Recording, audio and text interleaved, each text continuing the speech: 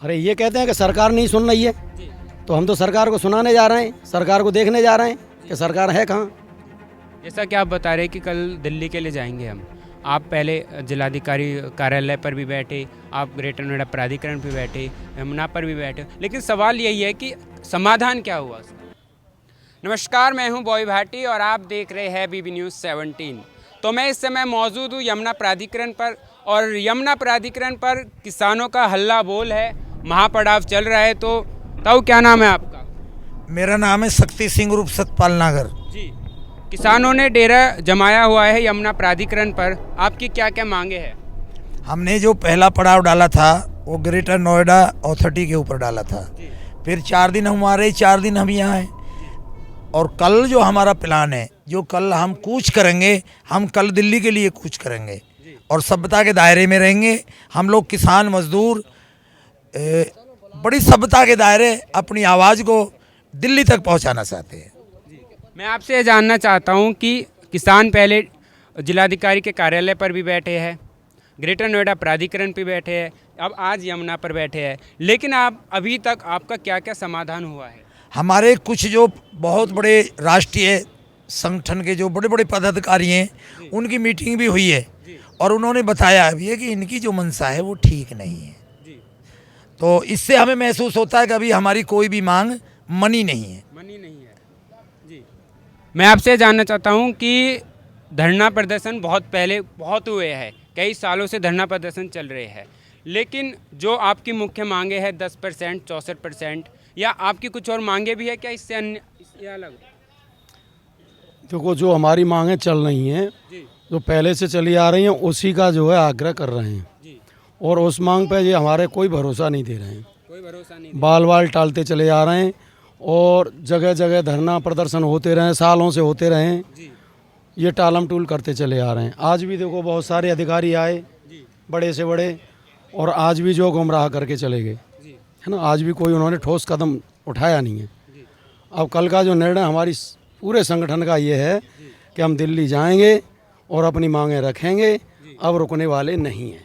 आपको क्या लगता है कि दिल्ली जाकर आपकी मांगों का समाधान होगा? अरे ये कहते हैं कि सरकार नहीं सुन रही है, तो हम तो सरकार को सुनाने जा रहे हैं, सरकार को देखने जा रहे हैं कि सरकार है कहाँ। क्या अब भी सरकार को आपका पता नहीं होगा कि आप धरना प्रदर्शन कर रहे हैं 2 साल से? हमसे तो ये गुमराह करते चले जा रहे हैं कि हम सरकार को बता रहे हैं, सरकार को बता रहे हैं, अभी तक इन्होंने सरकार को बताया ही नहीं। हाँ, तो हम तो स्वयं बताने जाएंगे अब। जी, क्या नाम है आपका? जितेंद्र चौधरी, जी, प्रदेश मैं आपसे अध्यक्ष। जानना चाहता हूँ कि धरना प्रदर्शन बहुत पहले कई हुए हैं, जैसा कि इन्होंने बताया कि हमारी कुछ मांगे मानी भी गई है, लेकिन क्या आपको नहीं लगता कि जो जिलाधिकारी या जो प्राधिकरण के स्तर पर जो मांगे हैं उन्होंने पूरी की है? क्या ये इनके स्तर पर मांगे है 10%? इनके स्तर की ही चीज़ें हैं, ये सरकार को भी गुमराह करते चले आ रहे हैं और किसान को तो इन्होंने गुमराह किया ही है। और मानने के लिए तो ये मानेंगे, नहीं मानेंगे तो आर पार की लड़ाई है। और हमने ठाना है कि हम तो दिल्ली जाएंगे और अपनी मांगे जब तक नहीं मानी जाती हमारी, हम वापसी घर नहीं है हमारी। और सभी किसानों के साथ हैं और सभी संगठन एकत्रित होकर के संयुक्त किसान मोर्चा जो बनाया है, ये भी एक मिसाल होगी गौतम बुद्ध नगर के लिए और पूरे भारत के लिए। जैसा कि 25 तारीख को प्राधिकरण पर राकेश टिकैत जी आए, तो उसका क्या समाधान हुआ उस दिन में? देखिए, उस दिन समाधान कुछ नहीं हुआ था। राष्ट्रीय अध्यक्ष राकेश टिकैत जी जो दिल्ली 25 तारीख में आए थे, उनको बुलाने का सिर्फ मकसद ये था कि ये जो संयुक्त मोर्चा अब की बार बना है, कि ये जो है विश्व पटल पे इसकी आवाज़ जाए, इसलिए राकेश टिकैत जी को बुलाया गया था और वो आए थे और वो संबोधन करके गए थे। और अब की बार, क्योंकि अब से पहले जितने भी धरने चले, जो आंदोलन हुए, वो हमने अलग अलग संगठनों ने किए थे, लेकिन इस बार जो है ये इतिहास लिखा जा रहा है गौतम बुद्ध नगर में कि 10 संगठन एकत्रित हुए हैं और इस लड़ाई को लड़ रहे हैं। 10 संगठन एकत्रित हुए हैं, तो जो संगठन की अपने अपने संगठन की मांगे थी, क्या वो मांगे रखी जा रही है या सिर्फ 10% या 64% की मांगे रखी जा रही है?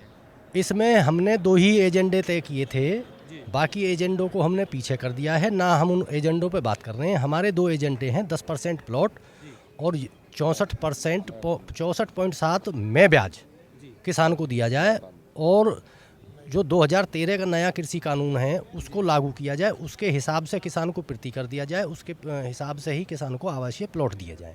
जैसा कि आप जानते हैं एनटीपीसी की तरफ धरना प्रदर्शन चल रहा था 2 साल से और कुछ किसान बैठे भी थे, तो उसका क्या समाधान हुआ अभी तक? वो जो मांगे थी वो हमारे कुछ मांगे उनमें से जिले स्तर की थी, जिनमें हाई पावर कमेटी बनी और उन्होंने अपनी सिफारिश भेज दी हैं और वो आ जाएंगे। लेकिन ये जो 2 एजेंडे हमने बनाए थे इसमें सारी परियोजनाएं ही जिले गौतम बुद्ध नगर की, चाहे वो यूपी सीडा हो, यूपी डीएमआईसी हो, रेलवे कॉरिडोर हो, मुंबई कॉरिडोर हो, इसमें सब सम्मिलित हैं। इन्हीं को लेकर हमने ये 2 एजेंडा तय किए हैं। जी, कल की क्या रणनीति रहेगी जिले को लेकर? कल की रणनीति हमने तय कर ली है, जो हमारा संयुक्त मोर्चा उसने तय की है और वो रणनीति हमारी यही है कि सभी यहाँ से दिल्ली के लिए कूच करेंगे अपने राशन के साथ, अपने ट्रैक्टर ट्रॉली के साथ और अपने किसानों के साथ। जैसा कि आप बता रहे हैं कि कल दिल्ली के लिए जाएंगे हम, आप पहले जिलाधिकारी कार्यालय पर भी बैठे, आप ग्रेटर नोएडा प्राधिकरण पे बैठे, यमुना पर भी बैठे, लेकिन सवाल यही है कि समाधान क्या हुआ उसका? समाधान कमेटी बनी थी, उसकी सिफारिशें इन्होंने नहीं पूरी की, इन्होंने दिखाया नहीं उसको, और सिर्फ ये हम कराने के लिए, समाधान के लिए तो निकले यहाँ से, जो हम निकले यहाँ से समाधान कराने के लिए निकले। आपको क्या लगता है कि हो सकता है समाधान? क्यों नहीं होगा, समाधान तो होकर रहेगा भाई। अगर समाधान के लिए हम निकले हैं, इतना बड़ा हमने एक आंदोलन का रूप जो ये लिया है सभी संगठनों ने, तो ये ऐसे नहीं है, इसको समाधान कराने के लिए जा रहे हैं हम, इन्हें करना पड़ेगा। और नहीं करेंगे तो हम बैठे हैं, आंदोलन करेंगे। जब 13 महीने पहले चला था तब भी चलेगा। कुछ संगठनों का आरोप है कि ये जो एनटीपीसी का मामला है या जो किसानों का जो मामला है वो सिर्फ कोर्ट से होगा, आप इस बारे में क्या सोचते हो?